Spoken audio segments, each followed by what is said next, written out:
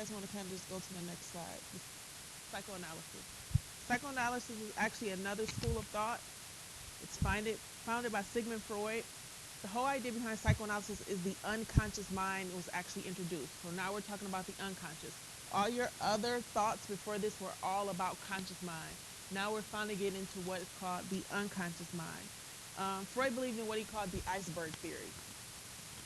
And with the iceberg theory, he actually divides the conscious mind and the mind into three parts. The top of it is the conscious. You then have the preconscious or the subconscious. And then you have the most of it, which is in the unconscious. Okay. What he feels is that there's a small part of your mind that you actually are aware of. Most of it you have to kind of dig to get to. So let's just say I ask you guys, what's today? What day of the week is it? You're going to tell me Monday. That's your conscious mind. What did we do last Wednesday in class? We do what? What about it? See how you guys are kind of like you're trying to think and try to remember? That's that pre-subconscious. You can get to it, but you kind of got to get to it, kind of dig for it.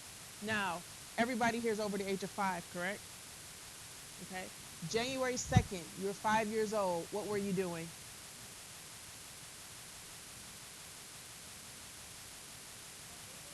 January 2nd. I'm asking you. I don't know. You don't know? That is the unconscious mind. It's there, but you can't get to it. Does that make sense? It's there. Your mind actually remembers what you were doing, but there's so much stuff that you can't actually get to it. That's the unconscious mind. Does that make sense? Okay. It's even further than this. Say we've got a 2-year-old girl, and she was told she was beautiful, the gift to her mom, most precious thing her mother ever owned,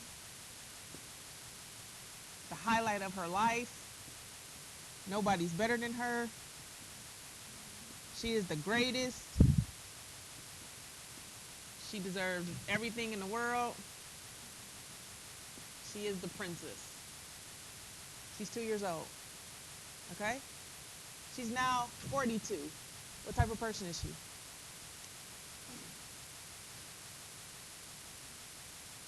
Self-centered, conceited, selfish. What else is she? She's entitled. Why is she acting this way? What is she going to tell you? If you said, why are you that way? What is she going to say?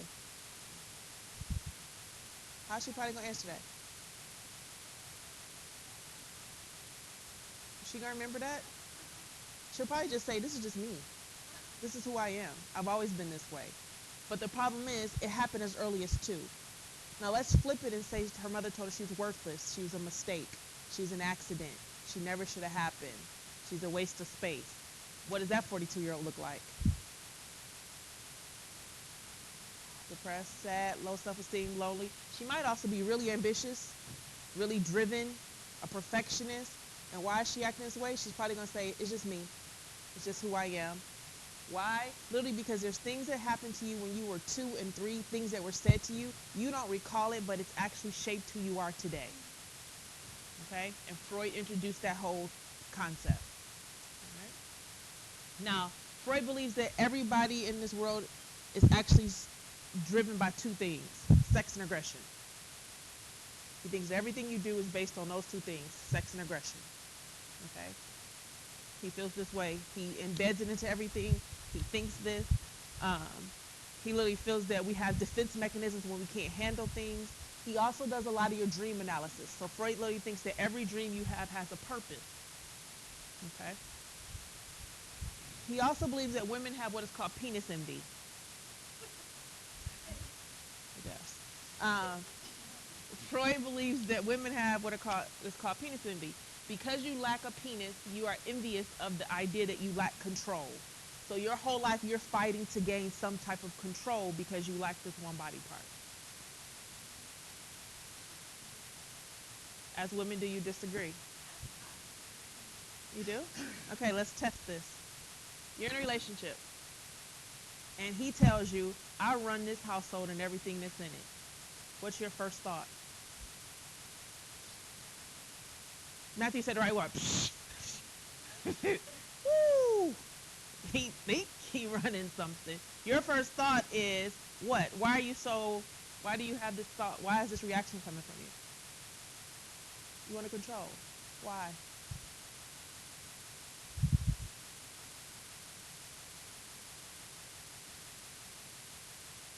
You can talk all you want. He didn't say you can't talk. He said you can all say so you want. You can speak everything you want. Do you really? Who makes the final say so? And why do you make the final say so?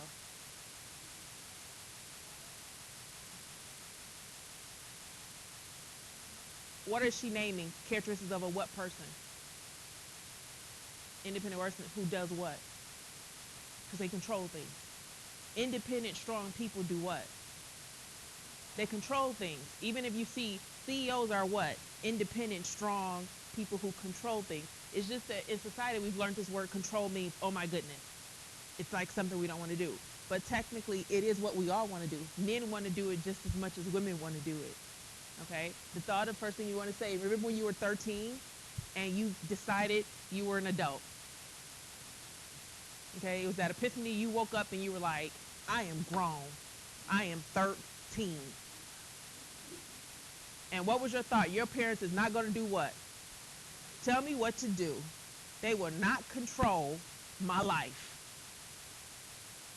It lasted maybe not even 5 minutes. Is when reality kicked in when they called your name and you were like, darn it, there goes my control. But the idea that I think he has some valid points. He's a little far-fetched in how he describes them, but he's got valid points. He died of syphilis, and he was a cocaine addict. But he embedded so much into the field that people studied him forever. And even now you probably hear Freud all the time. People actually think Freud is the father of psychology, but he's not. Okay, what he did was he's the first person that brought us this whole idea that the unconscious mind exists. Does that make sense? Freud. All right, now, today what we actually use a lot of is the cognitive perspective. What does cognitive mean? Mental processing. All right, so the cognitive perspective really talks about how do you process information before you do anything. So literally memory, perception, learning, problem solving, decision making, language, planning, all of these things have to do with processing. Okay? Communication, let's just talk about language. How many of you know more than one language? All right. How do you process which one to use? Okay, the people you're around make you process. Those who don't know more than one language, depending on who you're around, why don't you process another language?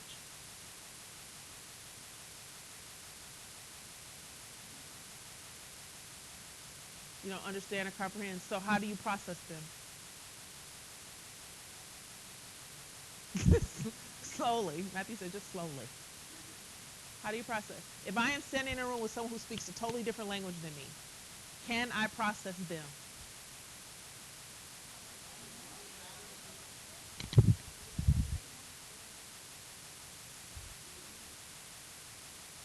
Everybody got different things like, no, wait, yeah, no.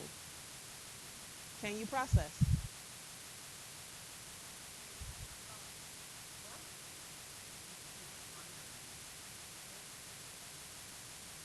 Yeah. Language is only literally 17% of what you say. That's very small. How many of you had an argument with somebody and didn't say one word, but they knew how ticked you were the whole time? And all you were just like is,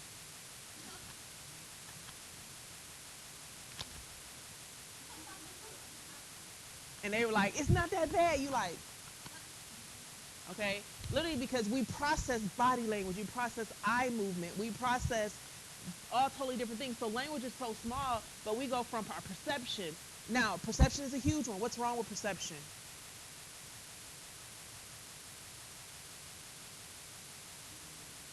It's one-sided. Perception is based on your experience. Okay? So if I perceive that this means go ahead, I'm going to perceive like, oh, they said go ahead. But this might mean what?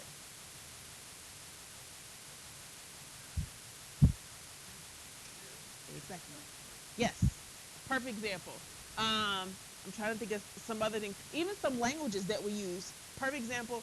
In my culture, my brother always says to me, if I call him and I say, do something, he'd be like, that's straight. And I'm like, okay. Now, my mother used to say growing up, my brother would tell my mother, that's straight. And my mother would say, was it ever crooked? He'd be like, okay. Or he'd be like, Ma, that's sweet. And she'd be like, did you taste it? Okay? Because her perception is these words she knew what he was saying, but she was just trying to teach him, use words that make sense. So this literally says, the cognitive perspective says, we literally learn from our experience, we perceive different things, we watch body language, we solve problems, and we plan. Okay? Have you ever heard the statement that proper planning prevents piss poor performance? Okay?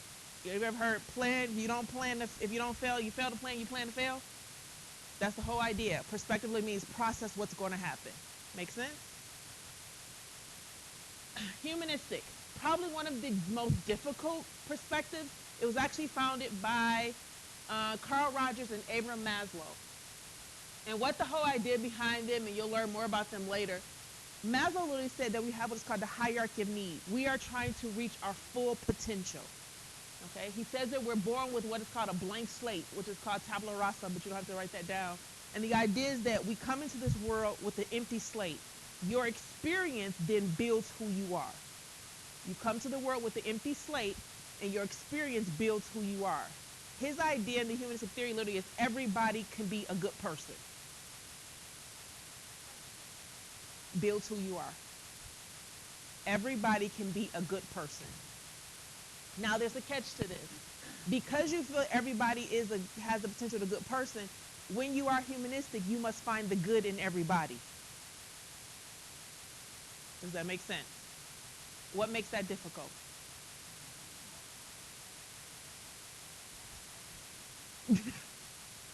Okay. Go even further. Serial killer. Find the good in them. Let's just use everybody know who Ted Bundy is? Who never heard of Ted Bundy? Okay, Ted Bundy was a serial killer that just killed a lot of people. He was well known for his techniques of how he killed people, how he bring them into his environment. Very slick, very sly, very trustworthy.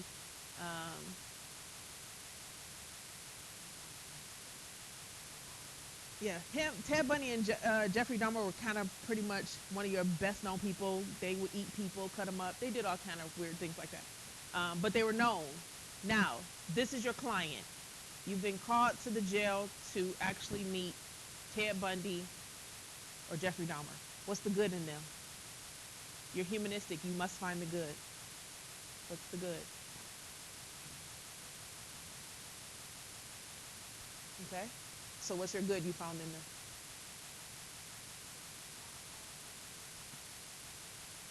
Okay? I can literally say your environment really has caused you to do a lot of things.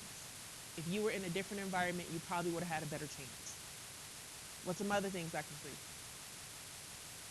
Child molester. What's the good in them? You probably experienced this, and unfortunately, you're actually just repeating patterns that you actually inflicted or had inflicted on you. Does that make sense? That's the humanistic theory. Okay? We believe that everybody has what is called a free choice. You choose to do good or you choose to do the bad.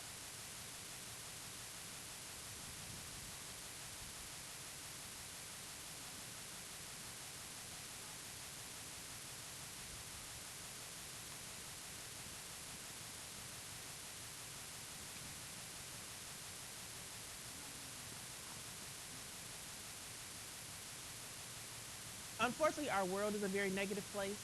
Um,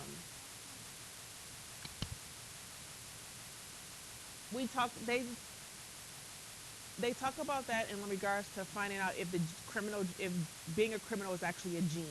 So they're doing this big investigation in the field that literally says, is criminology a gene or it's called the nature nurture battle. We fight it all the time in so many things. Homosexuality, intelligence, and criminology is the three basic ones that we're fighting now. The idea is literally, are you born with these genetic links or is it your environment that causes them? So IQ, are you born smart or did your environment make you smart? Homosexuality, were you born in regards to your sexuality preference, or did your environment make you choose? Criminology, were you born with a criminal gene, or did you choose to be a criminal? They're fighting both of them because they literally see, you see genetics, you see literally heredity, you see a grandfather, great-grandfather, child, all in a prison system. Were they born this way, or did their environment teach them that this was the way of survival? You got both sides fighting. Homosexuality, was it the environment, or was this person born? Both sides fighting. So it's like, it's one of those things where kind of like, we don't know what to do. You got people on both sides. And when it comes to our society, we're very negative. We are a pessimistic society. It's always, oh, the economy's going up, but unemployment is still low. So it's happened, but once you say but, you erase everything before it. So you can really say, I'm having a good day, but I got a test due. It's just what we do. And the humanistic theory says, literally cut out the buts and let's just live in that moment of saying, it can be a good day, period. Does that make sense? But because we live in this world, it might take a little bit longer. Psychodynamic perspective. These are people that actually followed Freud. We'll talk about them a lot more. The one thing about Horney literally said he puts too much emphasis on the sex part. She felt, okay, you have some great components, some great aspects, but you're putting too much on sex. She then told Freud, I will come back in regards to your penis envy. Men have womb envy. So she then said that men desire to be catered to and nurtured to the point that they want to climb back into the womb of their mother. So yet they always try to find someone who literally fulfills this prophecy in their life. Horney literally says the reason why you cater to him is because that fits his need. That's when he is happiest, when you cater to him in that aspect of nurturing. No offense to the guys, but if you ever have a guy, my boyfriend gets sick with a cold. And it's literally like, seriously, babe, I just told you that my legs was hurting, I could barely walk up the steps, and you called me for everything. Yet you got a cough, and you can't get out the bed. You need tea, you need medicine, you need a hot pad, and it's like, it's not this serious. But his idea is if I'm sitting there like, are you okay? He's like, I feel so much better when you here. Suck it up. It's the cough. But the whole idea is they like that nurturing, and we feed into it. I'm literally like, babe, here's your hot tea. It's going to make you feel so much better. And he's like, I love you, babe. Whatever, here you go. But it's just what we do. Erickson's theory literally is that we do stages, that we actually have battles in our life. And he has a lot of points, and we'll talk about it in I think it's your developmental chapter. What he talks about is just like the first stage of life. It's literally called trust versus mistrust. You don't have to write it down now because there's 8 of them. But he literally says that we go through life and we battle trust versus mistrust. If we leave the first stage of life with mistrust, we fight the rest of our life trying to trust someone. Okay? He literally says the first stage of your life between birth and 1, you go through this dilemma. Do I trust or do I not trust? Depending on what your parents do, they're going to really teach you, do you trust or do you not trust? So if mommy says, I'll be back, and she doesn't come back for 2 days, I'm going to leave this stage untrusting the way when people tell me something, I don't really believe it. Why should I? My mom, the person that birthed me, she cared most, didn't do it. I don't believe it. Versus the mother who says, I'm coming back, and she always comes back. I have a 4-year-old niece right now who's staying around me a lot. And she literally says every day when her mother leaves, my mom will be back.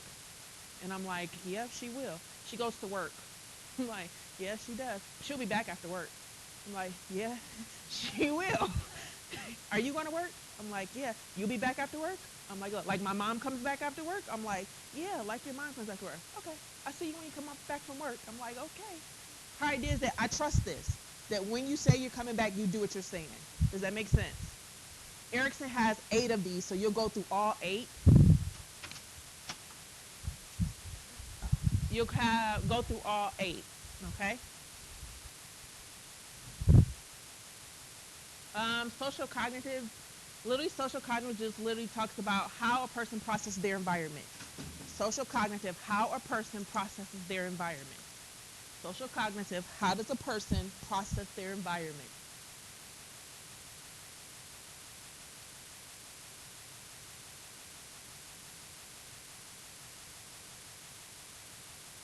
Sociocultural, literally, how does a person's environment influence how they process things? How does a person's environment influence how they process things? How does a person's environment influence how they process things? This actually looks at 4 different aspects: ethnicity, gender, culture, and socioeconomic status. All right, ethnicity, let's look at that first. How does ethnicity make you process things differently?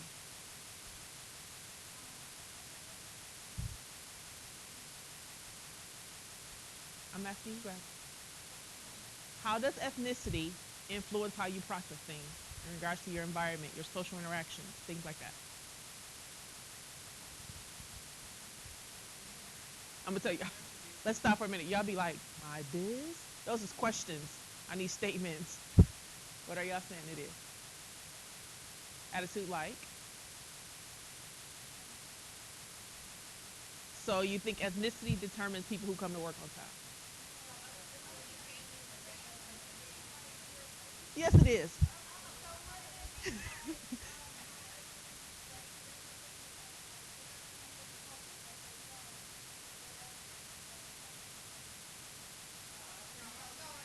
Okay, and I'm gonna see you guys are giving me so much good things in the beginning. When we say culture, race makes people feel really uncomfortable. Right now, people are feeling like, oh my God, I can't say the word. Because if she just described, what did she say? What did she use? What no, what did she use when she described? She was like, whatever, makes you whatever, because it was like, I can't call one out because it's okay. Get comfortable because you're going to get really familiar throughout the semester. Okay, so when we talk about ethnicity, which is your race, now race and culture, 2 different things. Okay, because I can take a Middle Eastern person, place them in an African American family, their ethnicity stays the same, their culture changes. Okay, so when we talk about ethnicity, because you see, we got ethnicity, then we've got culture. How does your ethnicity affect how you take in the world?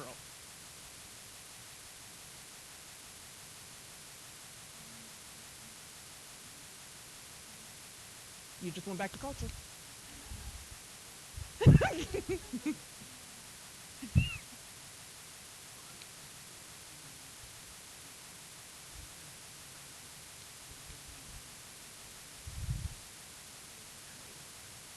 Perfect example, Matthew. Literally, stereotypes are beliefs. Literally, because of ethnicity, we literally look at people a certain way. Does that make sense? So because of that sociocultural perspective, our perspective is if you fall in this group, you're this. Does that make sense? Asians, for instance, people think all Asians are smart. So the minute you see an Asian, you're like, oh, they're smart. They must just, it's just a stereotype. It's like, oh my God, they probably got 4.0s. I literally had an Asian probably 3 semesters ago, and we got to that, and she raised her hand, and she says, I'm not smart. And everybody was like, oh, because that's the belief, okay? Black people can dance. Not all true. I got some relatives that, woo, they need to stop, okay? But those are stereotypes. So literally that perspective. Now, internally, how does your race make you see the world? That's how the world makes us see you, but how does your race make you see the world?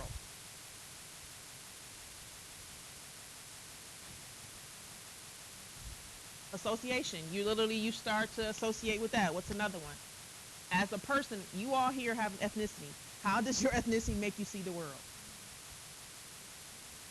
Communication. Okay. That you got to communicate differently. Okay. What do you mean differently?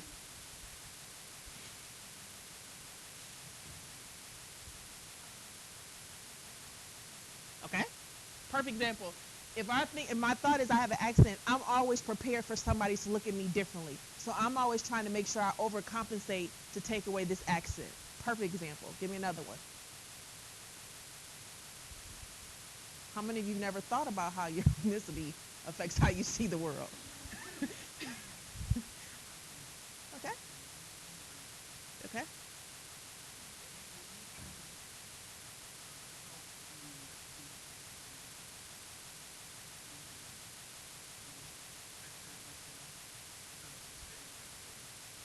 You have what's called white privilege. Yes. There's literally in our society, it's called white privilege. It's literally documented. It literally means that if you are part of this society, this culture, unless you have children or are a woman, you are not going to receive the same services because you have the privilege that this community does not. That is the truth. Yes, you are right, Monkey.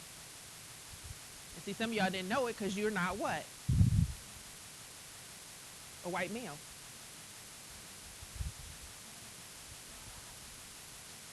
Okay. Okay. It just makes you, as a black woman, I always know I'm going to be first seen as not a woman. That's not the first thing people see.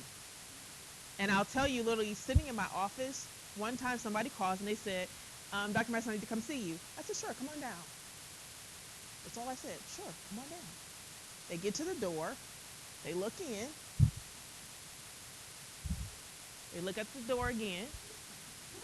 They look in, and I'm sitting at the desk. And they said, I'm here to see Dr. Madison. I said, okay.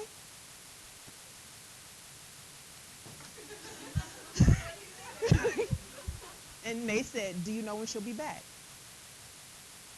I'm like, okay, let's play. I don't really know. And they were like, I just called her. I'm like, and what did she say? And they were like, she said, come on down. She must be here then. And they were like, okay, well, you think, is it okay if I wait? I was like, sure. So they sat in the hall, in the chair at the end of the hall. So Schrader comes across and he says, who's she waiting for? I said, Dr. Madison. And he was like, what happened? I said, she sat here and I told her, yeah, okay. And she just said she was going to wait for her. He's like, all righty then. So he goes out, he says, who are you waiting for? And she was like, Dr. Madison. And then he was like, do you know you were just talking to her? And she was like, no. So she comes back, she says, you're Dr. Madison. I say, yes. And she says, oh, I wasn't expecting you. What were you expecting? She says, a little white old lady. Thanks, but no, I'm not her. But her idea was that I always know that's the first thing people see. It's okay. Gender, female versus male. What's the difference? We go back to Matthew's example. That is one. What else? As females, how do you see the world different than a male?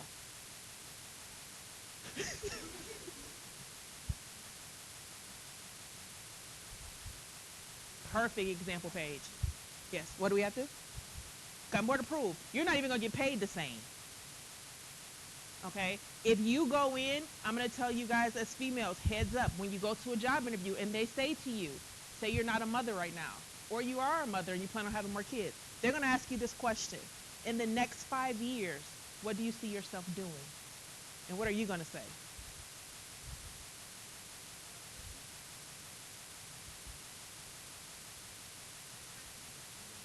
Most of the person, you're going to start saying, I'm going to plan on working, start a family. The minute you said start a family, you just got X'd out of that job. Yes. Because you're now a liability for me. I now have to pay you 12 weeks when you take off to have this child. I don't want you here. I'm going to ask Matthew the same question. I don't have to worry about him taking off because technically he won't do it. He's probably going to work harder to compensate for his wife taking off.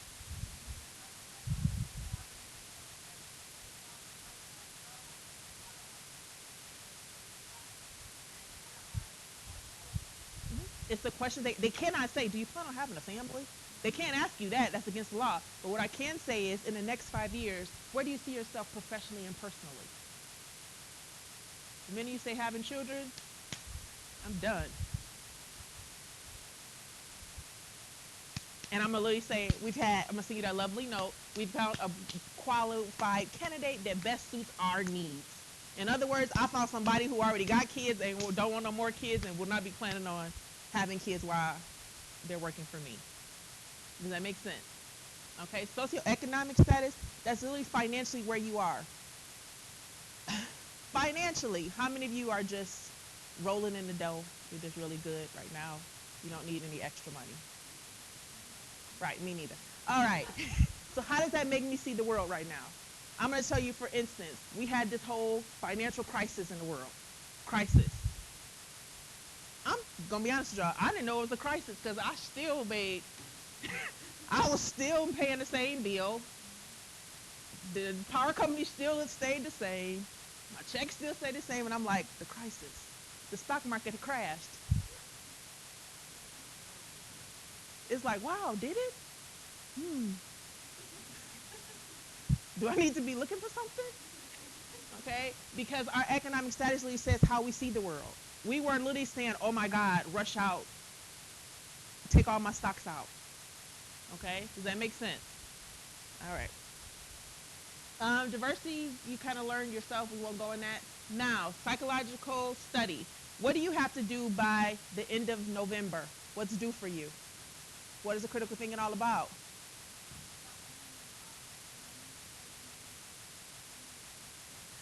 A topic. Uh-huh. So you're going to do what? Research. These are the steps you're going to have to take. So it's chapter 1, plus it helps you with your research project. Right? So the first thing you have to do is think critically. How many of you think you are critical thinkers? Okay, we're going to go through critical thinking, then I'm going to ask a question again, and hopefully more of you will raise your hand. Skeptical. How many of you are skeptical? When somebody tells you something, you're like, let me Google that. Okay? First thing you have to be when you do a critical thinking. So in your project, the first thing you need to say is, somebody has a topic. Anybody want to throw their topic out? You thinking about it? You thought about it? You.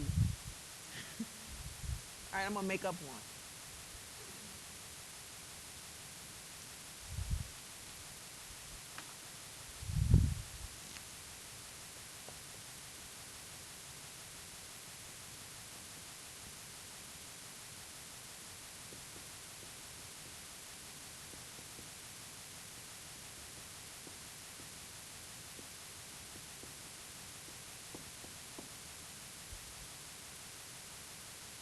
How does returning to school impact your sex life?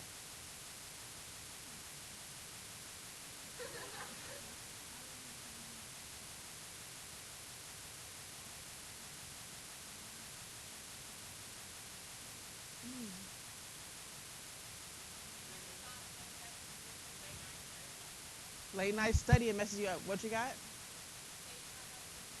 Not in the mood. Okay? Stress. Paige, what you have? Yeah. It ain't changed nothing to me. Just give me something to do while I'm waiting. What's some other stuff?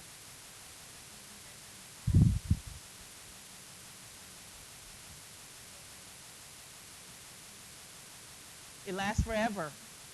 Yeah. Yeah. Okay? The idea is now, so if somebody really came to you and said, returning to school does not impact your sex life. So you're like, that's the skeptical part. I don't know about that, Sheree. Okay? Insist on evidence. That's the next step. Prove it. How am I going to prove it? The statistics of people having sex is still 98% of people have sex daily for recreational purposes. Second thing, you do what you want to do. You make time for what you want. Third thing, sex is usually one of the top number coping skills for stress used in America. Does that make sense? That's the evidence. You will take a break if he or she arouses you right because it's a basic need of life. So if they stimulate you physically, you couldn't concentrate mentally on your work.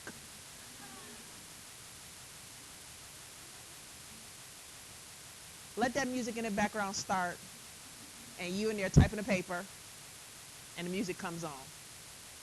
The lights got dim. You typing away. Your first stop is going to be like, what's going on? Okay? Then you see some candles lit. You see a twinkle out the corner of your eye. You're still trying to type, but your thoughts is getting a little, you might even start typing what you're hearing. And you like, backspace, backspace, backspace. Then they come behind you and just rub the back of your neck. Tell me how many of y'all can complete your typing experience. Most of y'all be like, save.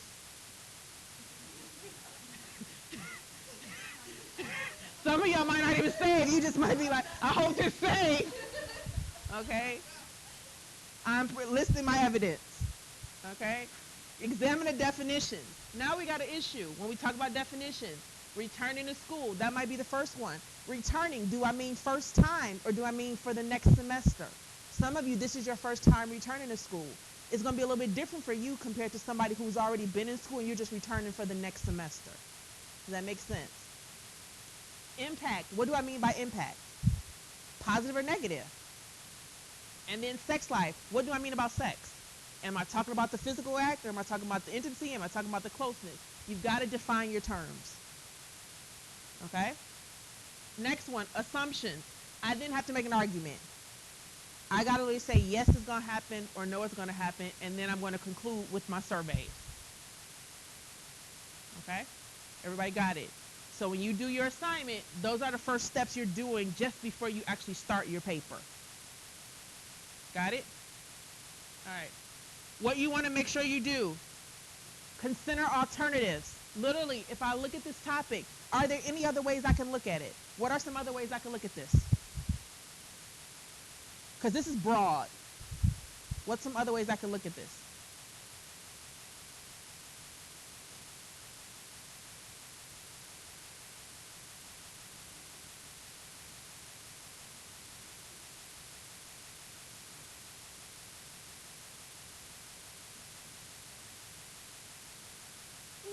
I like ideas.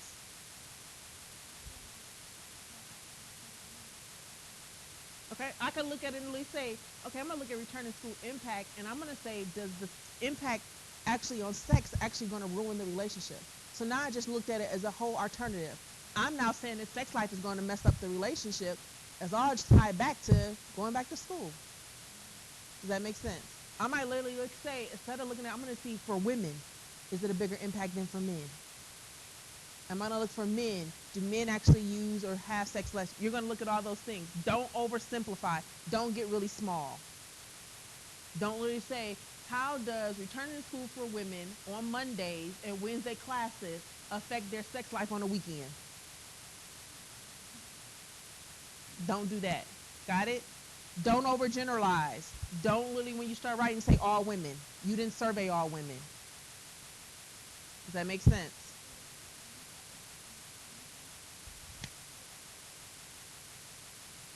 If you could tie it into psychology, you can do it. And something says you could tie anything into psychology. I know. That's why I say, whatever. Just make sure whatever you survey, you can get 25 people to admit it.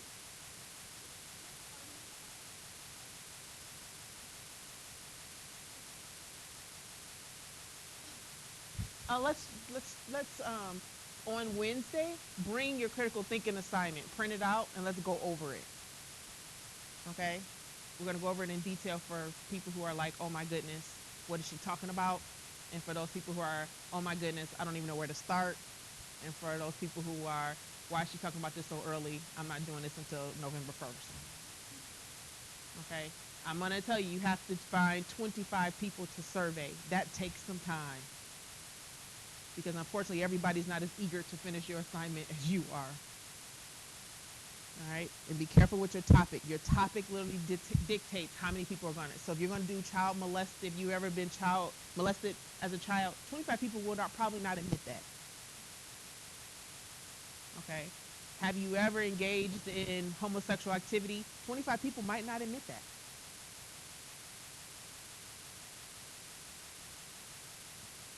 A lot of people don't.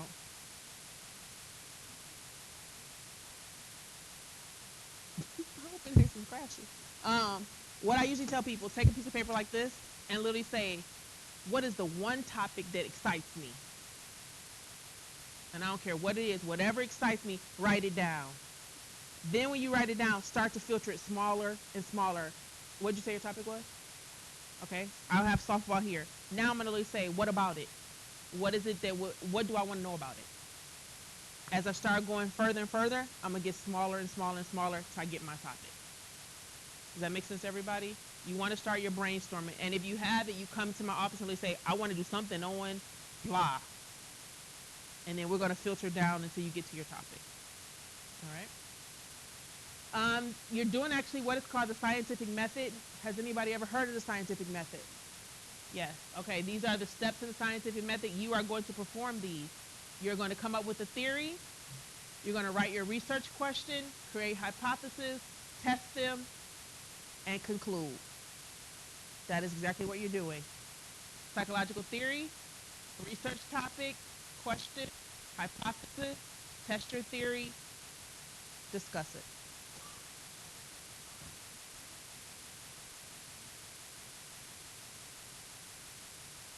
It's about 8 to 10 pages.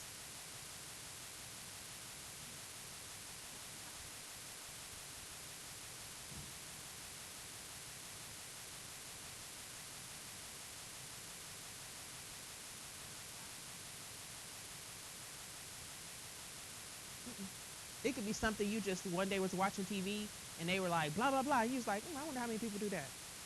There's your topic.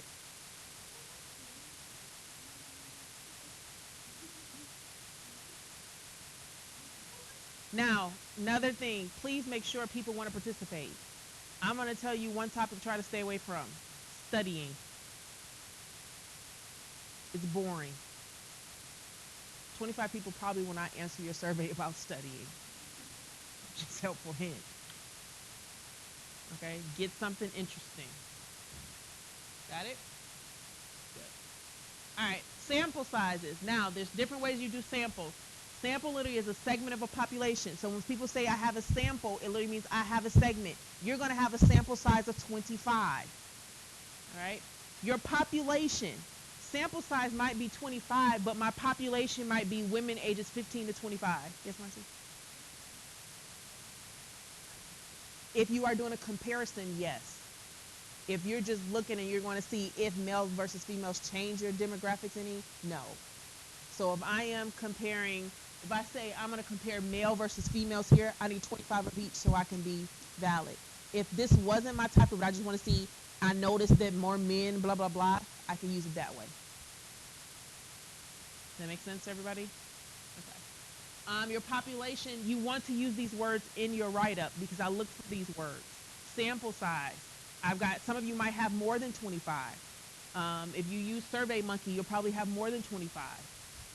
Population is who you are actually testing. What category of people did you test? All right. You're going to literally say, are you doing a random sample, a stratified sample, or volunteer basis in regards to what you do? Random sampling. You just went out and randomly sampled anybody. You just sent it out to all your Facebook friends, and whoever answered. That's a random sampling. So you literally might say, I did a random sampling on August the 16th, blah, blah, blah. It just literally means I sent it out and anybody who answered. Does that make sense? Stratified samples literally means I looked for a certain group of people to answer this survey. It wasn't just random. I literally only said women ages 15 to 25 answer this survey. Everybody got it? All right. Case study. You want to know what a case study is, but you cannot do a case study. A case study literally means when you look at one individual and obtain all information, data from this one individual. You look at one individual and you pretty much do an intense research on this one person or one family. Either one person or one family. It's a case study. All of you know what a survey is because you have seen it before. Naturalistic observation. Naturalistic observation is another way that we do a method in regards to research, and it literally means I watch people in their natural setting. Naturalistic observation, I watch people in their natural setting. I watch people in their natural setting.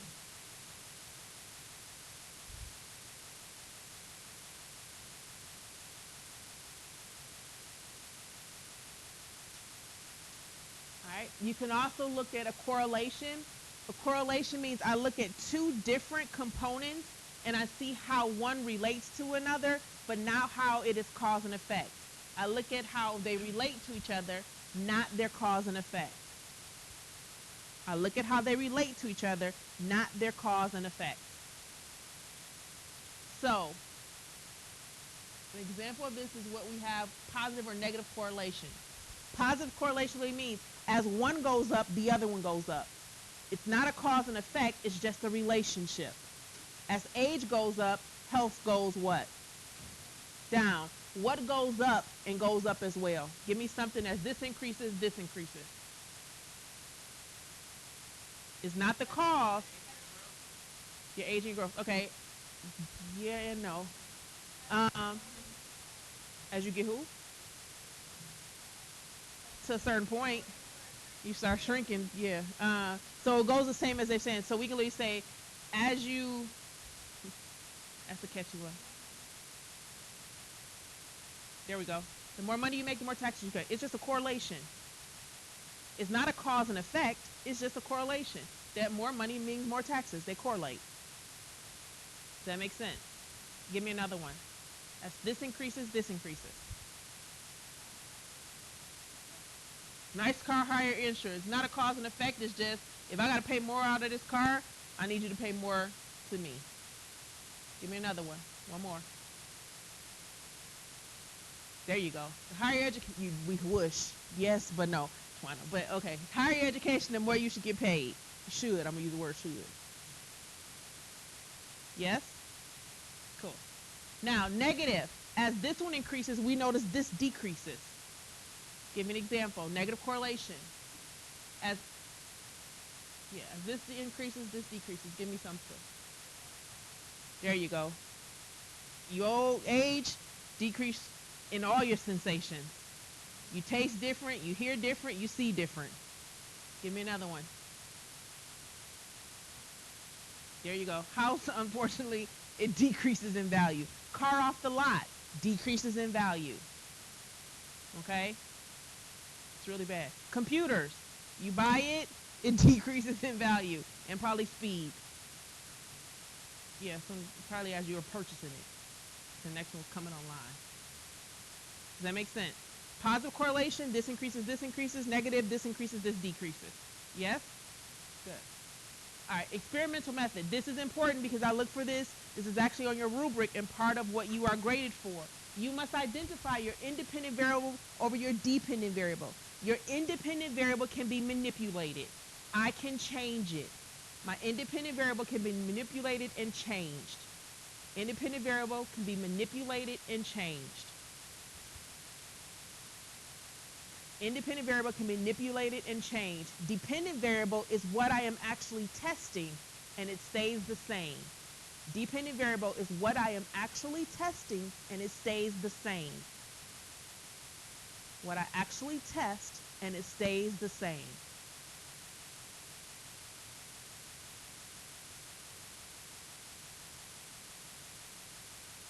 All right, if I am testing how age affects women's performance in a fitness center. What is the independent variable? I am testing how women's age affects their performance in a fitness center. What's the independent variable? The age. Why is the age the independent variable? Because it's going to change. Okay? What is the dependent variable? Fitness what? Their performance. Fitness center performance. Does that make sense? Independent is usually going to be your age, gender, race, time spent doing something. It can be manipulated. Does everybody follow? In your study, you have to have 3 independent variables.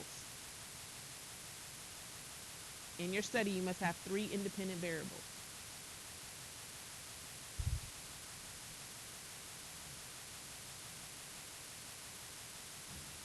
In regards to experimental method, you have your experimental group and your control group.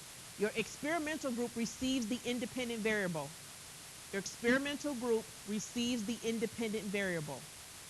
The experimental group receives the independent variable.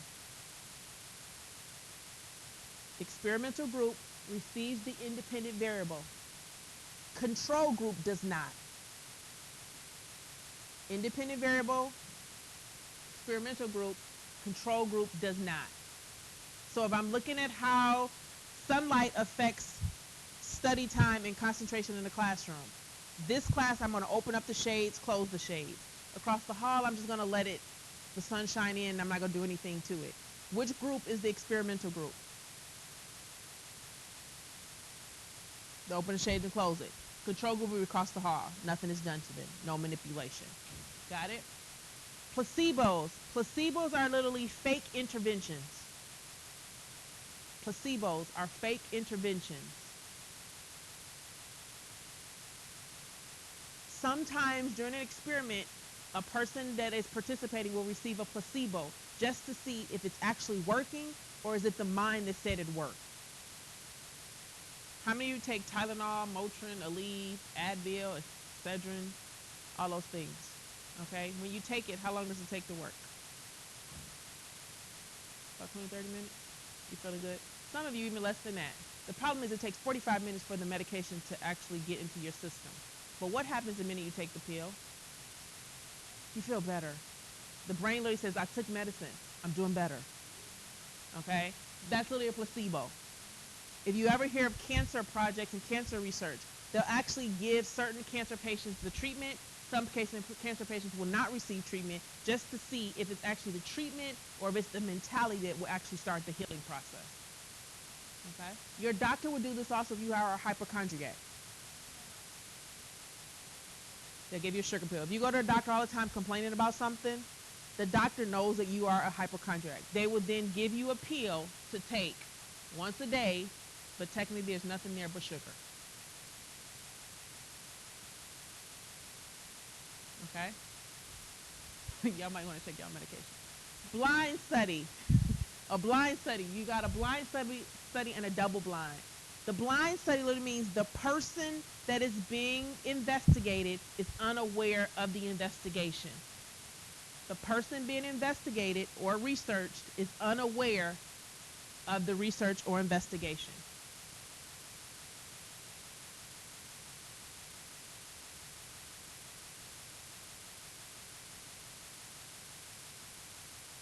Does that make sense? Good.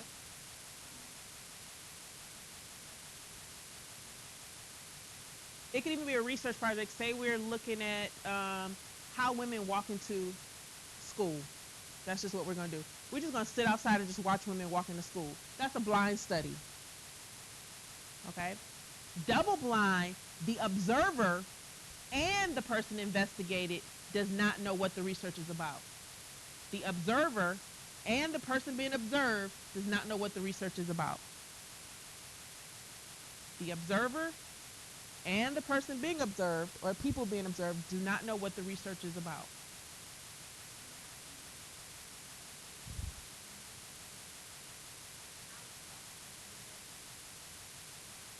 If I said, Mercy, go out and count how many women got book bags. That's all I want you to do. Count how many. You have no idea what I'm doing. All you're going to do is start counting women's book bags. I remove the bias because if I literally say, I want you to count to see how many women have book bags over men because people who carry book bags usually perform better. Because you're a woman, you'll probably pay more attention to the women.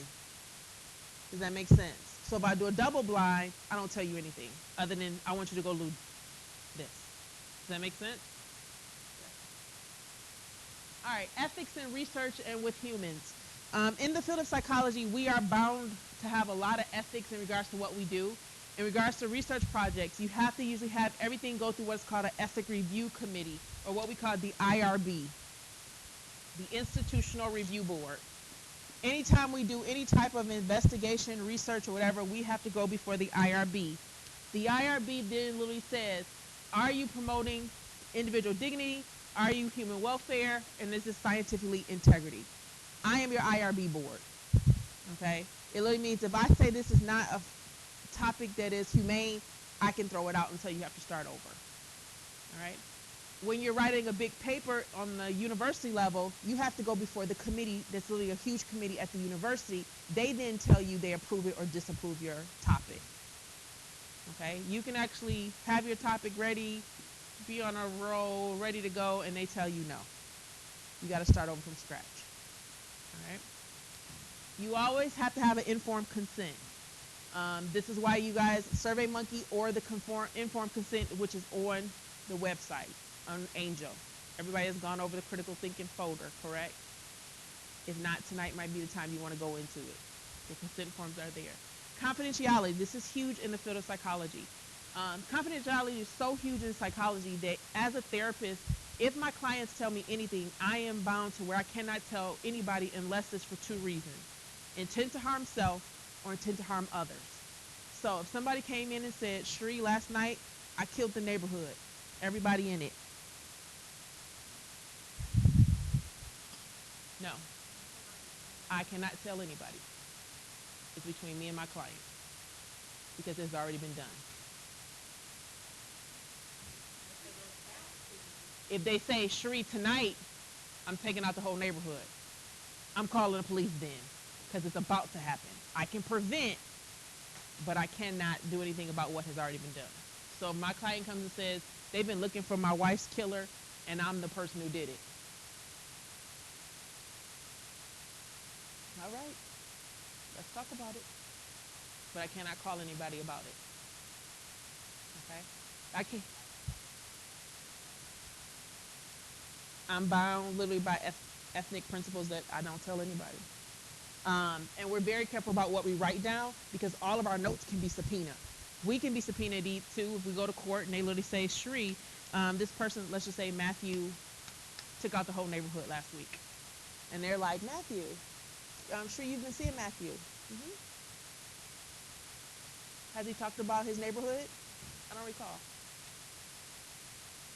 Well, your note says he discussed his family situation. And he probably talked about his family situation. It doesn't say neighborhood, does it? So you don't recall if Matthew told you the neighborhood. I don't recall. I've got 30-something clients. I can't recall what Matthew told me on any particular day. What do my notes say? Now, if it says Matthew said, they're going to be like, sure, you wrote it. And I'm going to be like, darn it, I messed up. Okay? Even if I just write on the side of a yellow legal pad, anything, it can be taken. All right? That's how serious we are in regards to confidentiality. It's really hard when you have a mother and a child. If your child is my client, that's my client, not the parent. So if your child comes and says, I smoke marijuana and I'm pregnant, and you come and say, are they smoking, Sheree?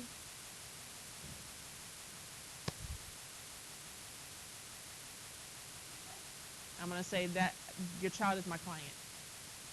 We can't even speak to our clients in public. Okay? They have to speak to us first. Right? So confidentiality is huge to us. If somebody discloses it to you, you must keep it. Right? Deception, we can never deceive somebody. What we are doing has to be done. And debriefing, all of the people that are participating in your study can actually come back and ask to read your paper. You are bound by legal grounds to allow them to read it because they participated. Okay? Hopefully none of you are doing anything on animals. Don't do animals. Animals, no animals. All right.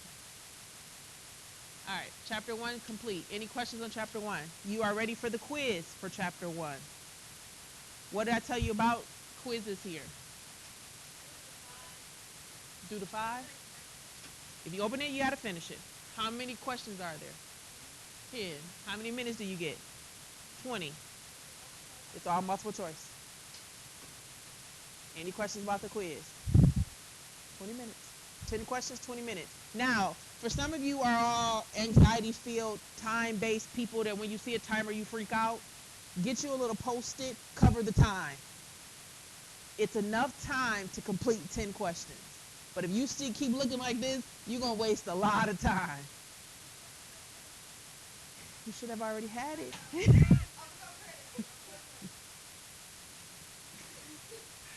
Oh.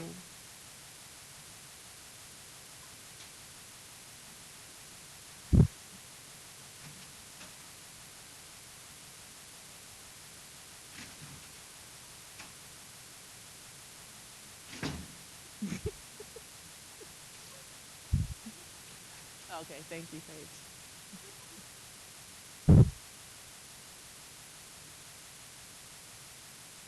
Did we discuss this on Wednesday? salt, pepper too. I just want to make sure I wasn't losing it.